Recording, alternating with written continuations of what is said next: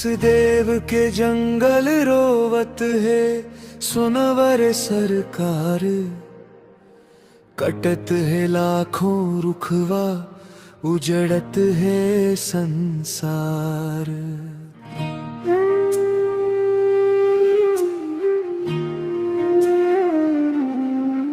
मोर माटी के मयाला, काबर करत हव बलिदान। बचाव हसदेव जंगल ला, यही हमर पहचान। कोयल गावत रहीस डारा में, मोर नाचत रहीस बिहान। आज चिराई चुरगुन भागत है, सुनसान हो गे मैदान। महुआ तेंदु साल के छैहा, सब झन होवत है वीरान। आंसू भर गे गांव के अमखी, कैसे बच ही ये जहां। हसदेव बचाव रे संगी हो, धरती दाई रोवत है।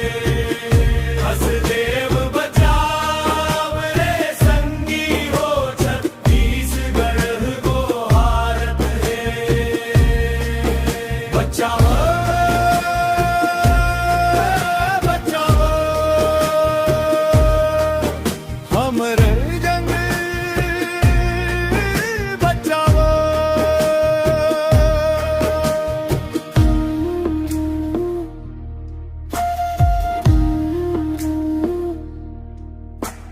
दाई कही थे ये जंगल मोर, बाबा कही थे ये सम्मान। पीढ़ी दर पीढ़ी संगे रहिस ये धरती के वरदान। जंगल नहीं रही त कैसे बरसही पानी खेत खार। सूख जाही नदी नरवा, रोही किसान लाचार।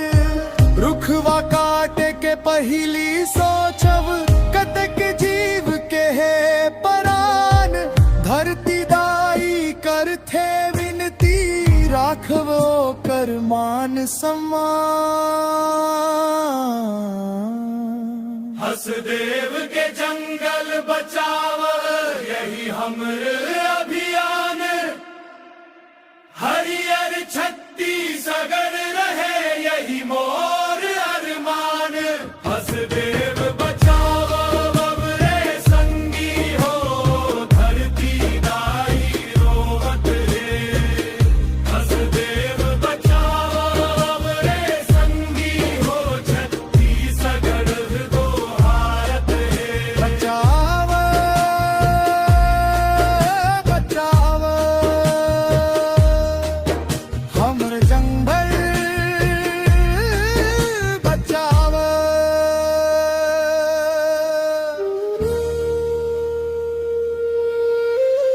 मोर माटी के मायाला, मत करव बलिदान।